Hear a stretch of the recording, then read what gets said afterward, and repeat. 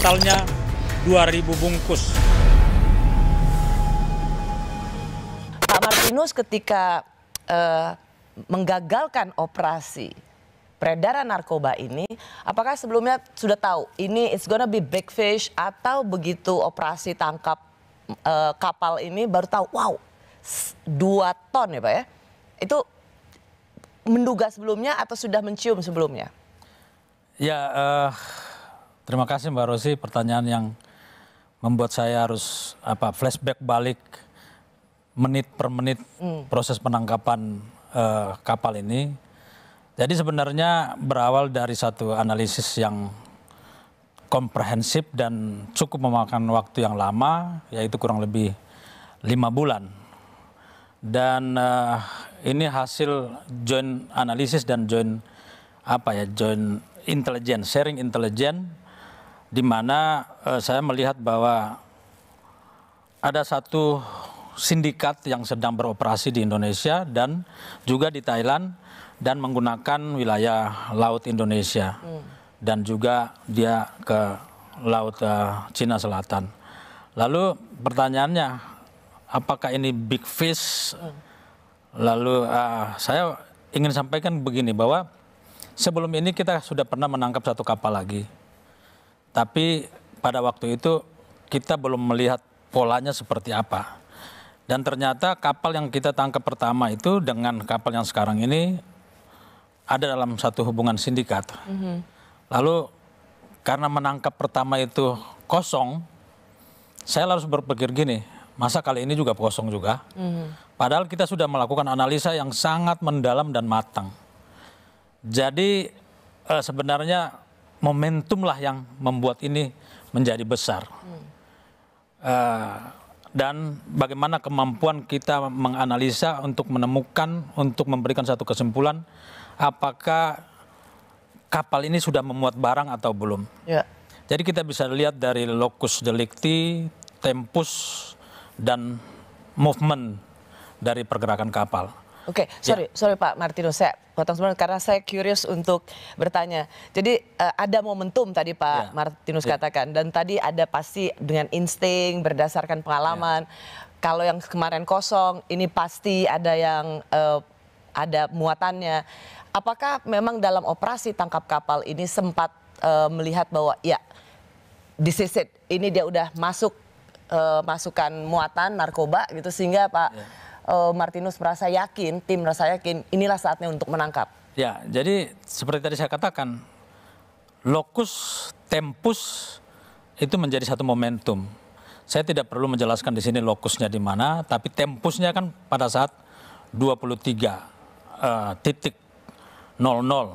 tanggal 20 Mei.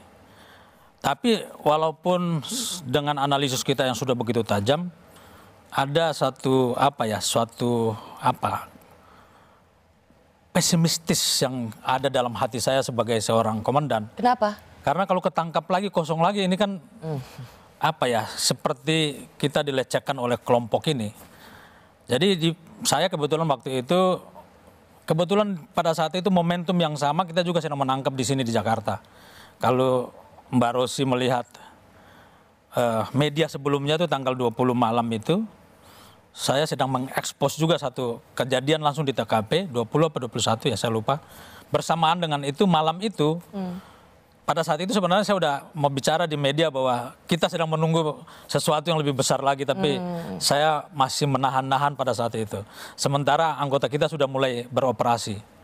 Dan pada malam hari itu, saya berencana kalau berhasil saya akan terbang. Namun sepanjang malam itu saya penuh dengan ketegangan.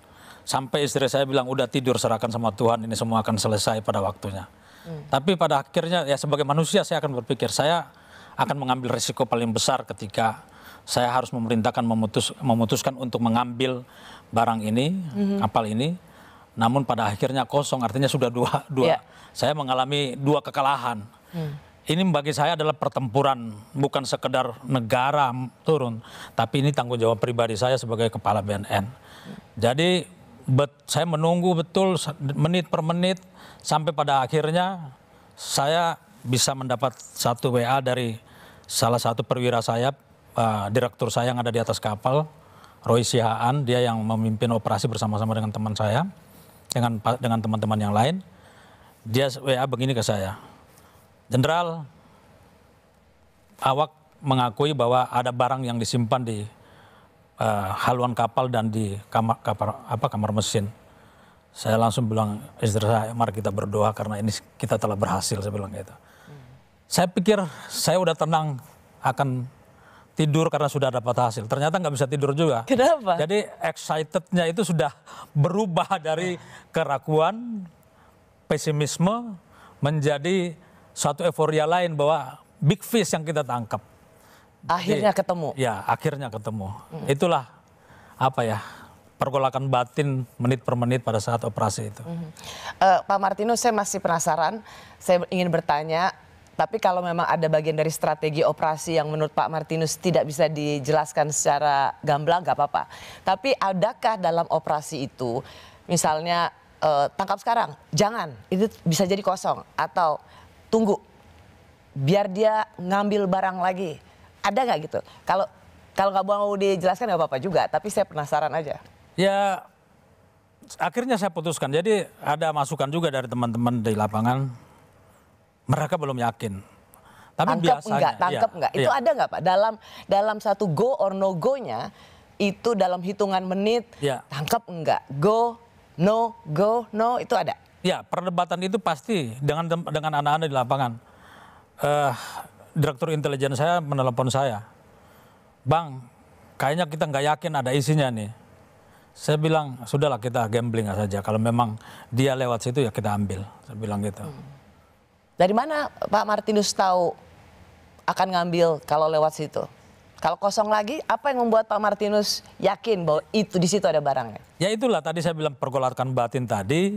Tapi dari semua analisis kita, dua kasus yang berbeda ini lalu kemudian kita melihat tempusnya, lokus dari pergerakan kapal ini, saya mempunyai satu keyakinan barang sudah ada di dalam. Apakah memang ada tempat-tempat tertentu yang memang sudah terdeteksi, disitulah biasanya ada loading muatan? Ya, itu sudah menjadi rahasia umum ya. Dari pergerakan kapal, dari selama ini kita tangkap di perairan Selat Malaka, di Aceh, semua bermuara kepada Laut Andaman. Ya. Jadi Laut Andaman itu, jadi Pak Martinus dan tim melihat, oh biar dia menuju ke Laut Andaman dulu, karena dia kan sebenarnya udah ngiter-ngiter dong Pak, si laut apa namanya ini, Dragon Sea. Ya, Laut Cina Selatan. Dia nama kapalnya? Dragon Sea. Si Dragon ini kan dia pasti sudah menyusuri terus kan Pak, dan pasti dalam observasi BNN melihat ada satu momen dibiarkan lewat dulu sampai dia mengambil muatan di Andaman. Disitulah Pak Martinus yakin bahwa barangnya sudah ada. Ya, itulah yang membuat saya yakin. Tapi ya itu kembali lagi kepada apa ya, pergolakan batin, dia dan tidak itu menjadi, karena ini kan kita menangkap orang itu kan harus ada kepastian bahwa barang ada padanya. Itu kunci dari undang-undang narkotik. Kita harus menjerat orang, kita boleh menjerat orang ketika barang ada padanya. Itulah yang membuat ada sedikit pesimis di situ. Menemukan ada 2 ton sabu ya barangnya, Pak Martinus. Ya. Metamfetamin, bahasa kimianya metamfetamin, bahasa jalanannya sabu. Sabu. Ya. Apakah memang jumlah itu sesuatu yang sudah bagian dari yang terdeteksi atau ini tetap jadi jumlah yang wow? Sebenarnya kita tidak saya tidak berpikir harus 2 ton itu loh, dapat mendapat 2 ton itu. Karena biasanya kan kapal-kapal yang besar itu yang kita tangkap selama ini kan hanya 1,3, 1,6 paling tinggi. Lalu kemarin itu Angkatan Laut menangkap untuk sabu 700 kg, walaupun di sampingnya ada jumlah yang besar yang lain. Tapi ketika sudah menghitung pun, saya masih belum yakin ini 2 ton. Bener nggak nih 2 ton? Betul, iya. Karena betul dari lambung kapal atau di haluan kapal itu dikeluarkan hitungan 1,31 koli. Saya turun lagi ke kamar mesin, saya lihat kamar ruangannya kecil. Wah ini nggak mungkin sampai 20 koli di situ karena ruangannya kecil. Ternyata di dalam kapal itu ke bawah lagi mereka simpan di dalam, semakin dalam. Jadi seluruh isi kapal itu bisa dibilang isinya sabu ya?